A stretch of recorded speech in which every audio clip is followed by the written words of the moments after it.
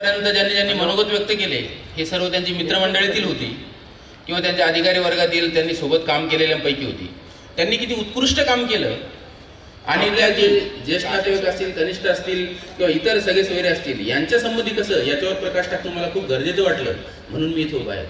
सर्वप्रथम मी सांगेल की त्यांची 3 मुलं आमच्यामध्ये आता बसलं तेव्हा चर्चा चालू होती. आम्ही सर्व ओळखीचे असल्यामुळे किंवा त्यांची मुलं सगळे माहीत असल्यामुळे पण हे कधी इव्हेंट मॅनेजमेंटची मुलं करतात की काय हा इव्हेंट, पण हा इव्हेंट मॅनेजमेंटचं कोणी नसून या 2 त्यांच्या मुली होत्या आणि आकाश हा त्यांचा मुलगा होता. हे बघून बऱ्याच जणांच्या डोळ्यामध्ये पाणी तरळलं. याचं एक कारण म्हणजे बॅकग्राऊंडला जे म्युझिक वाजत होतं विठ्ठला विठ्ठला, कारण की आपल्या आई वडिलाला विठ्ठल रुक्मिणीची उपमा देणारे असे मुलं ज्यांनी जन्माला घातले असेल त्यांचं जीवन सेवापुरती काय तर ती कृतज्ञता व्यक्त करण्यासारखं आहे. आणि हे मुलं ज्यावेळेस अशी कृतज्ञता व्यक्त करणार, आई बापाला याच्यापेक्षा मोठं कोणतं धन्यता पाहिजे अजून. आणि सर्वात आणखीन त्यांच्या मित्रांनी एकाने सांगितले, त्यांनी सांगितलंय की आई बाबा म्हणजे त्यांचेच बाबासाहेब मोरे यांचे आई वडील अजून ते त्यांचा हा जो सोहळा आहे याची देही याची डोळा पाहतायत, आपल्या मुलाचं कौतुक पाहतायत आणि आपल्या बाबासाहेबांचं कौतुक हे त्यांचे आई वडील पाहतायत. त्यांच्या आई वडिलांसाठी सुद्धा हा खूप आनंदाचा क्षण आहे. असा आनंदाचे भरावलेले क्षण जे असतात ते खूप कमी लोकांच्या आयुष्यात येतात आणि ते असे भरावलेले क्षण हे बाबासाहेब मोरे यांच्या आयुष्यात आलेले. एखाद्याची सेवा पूर्ती जेव्हा होते तेव्हा असं वाटतं की त्या ठिकाणी आपण उद्यापासून जाणार नाहीत आणि मग माझं जीवन हे रुकरुकल्यासारखं असेल का. बाबासाहेब मोरे यांचं आयुष्य हे बजाज ऑटो लिमिटेड मध्ये असेल, त्यांनी काम चांगलंच केलं असेल आमच्या मनात. आम्ही जरी त्यांच्या सोबत नसलो तरी आमच्या मनात कुठलीही शंका नाही, कारण की आम्ही त्यांचं आध्यात्मिक जीवन बघितलेलं आहे. आणि आरंभ असते प्रारंभ असं म्हणतात, हा त्यांच्या जीवनाचा आज जरी म्हणत असले सेवापुरती सेवानिवृत्ती वगैरे तुम्ही नाही, आजपासून त्यांचा नव्याने एक आरंभ होणार आहे.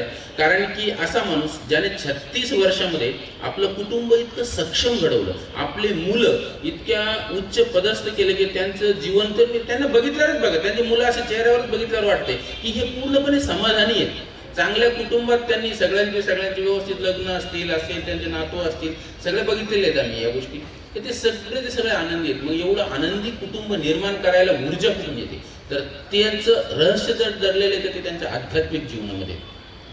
कारण की गुंजाळ सर असतील म्हणजे मोठमोठे आध्यात्मिक गुरु शांतिगिरी महाराज असतील, अशांच्या माध्यमातून त्यांना त्यांचा सहवास लाभलेला आहे.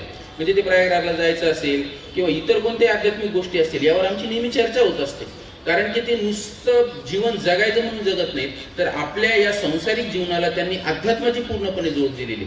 आणि अध्यात्माची जोड देण्यासाठी घरून खूप सपोर्ट लागतो, म्हणजे आपल्या लक्ष्मीचा खूप सपोर्ट लागतो. तर ताईंचा त्यांना इतके पूर्णपणे सपोर्ट आहे. जेव्हा जेव्हा घरी जाणं होतं त्यावेळेस प्रत्येक आलेल्या पाहुण्याला काय जेवणाचं असेल कुठं नाश्ता पाण्याचं असेल त्यांनी कधीही अनादर असं केलं नाही की बाबा असं तुटक वागणं नसेल काही नसेल. कारण की लक्ष्मी ज्यावेळेस भरभरून दुसऱ्याला देते ना त्यांच्या घरात भरभरून येतं आणि त्याचं रहस्य इथं दडलेलं आहे.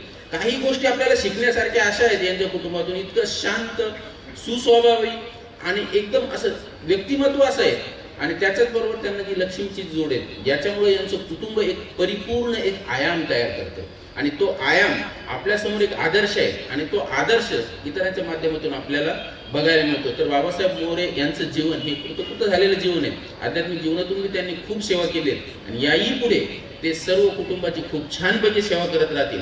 माझी ताई म्हणजे भारती बोरसे, मी एकनाथ बोरसे, म्हणजे पुन्हा माझ्या नावाचं करतोय की नाही.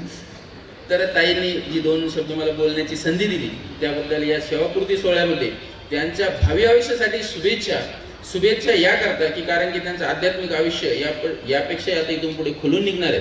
कारण की त्यांनी तो माणूस बोलून पण दाखवला होता आणि हे आयुष्यासाठी त्यांना शुभेच्छा देऊन आमच्या सगळे सोयऱ्यांतर्फे सगळ्यांतर्फे मी शुभेच्छा देतो आणि धन्यवाद व्यक्त करतो मला जी संधी त्याबद्दल. धन्यवाद.